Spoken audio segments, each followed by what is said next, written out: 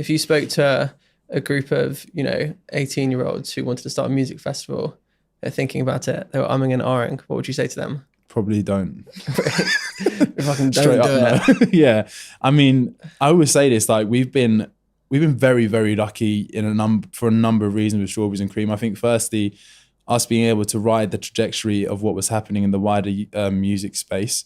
We were often called a grime festival at the beginning, but it wasn't grime music. It was music of black origin that was really like kicking off in the UK. Like now you look around and it's like you've got Afro beats in the charts, you've got dancehall artists in the charts, you've got grime, rap, drill, all that sort of thing. We've obviously been at the forefront of that in the festival space, but we wouldn't be here if it wasn't for that scene really getting traction as well.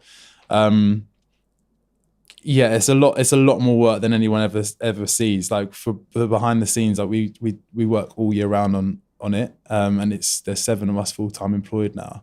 And I think there's the less glamorous side of a festival that we're hoping to show actually. Yeah.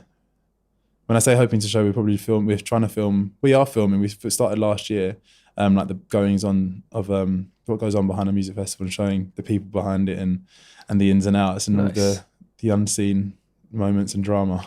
What are some of the key unseen moments? What are the parts of that documentary that people will watch and think, oh my God, I did not expect that? I mean, there's probably a lot of unseen on the unseen. There's a lot of like high level conversations happening with like artists and brands and contractors and kind of the real pinch points. I don't know how much of it's going to be shown on there. Yeah.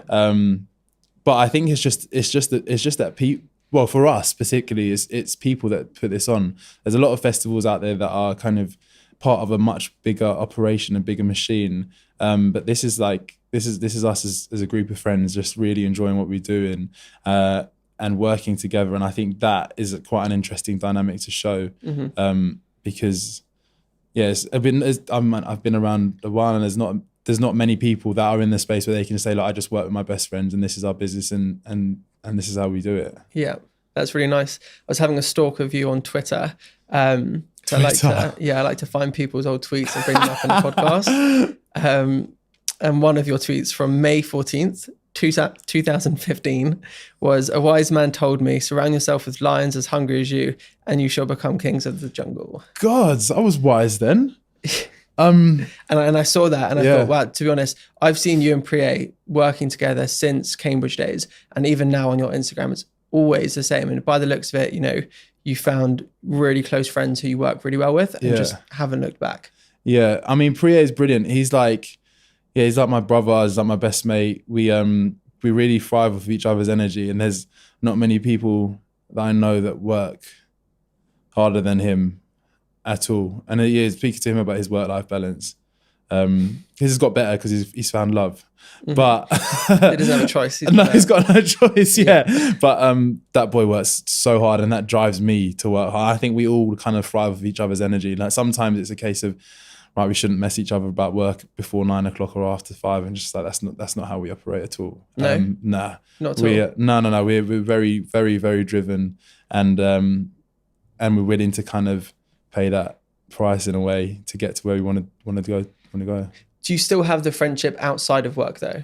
Yeah, definitely. We try and make sure of that as well, because there are times where we can just get in a cycle of it just being work, but we always just do remember that at the end of the day we are our mates, and it is nice to just be able to just go out and go to something non-industry related as well, because often like in the music industry you can go to all the events that everyone wants to go to, but actually they are still kind of work in a way.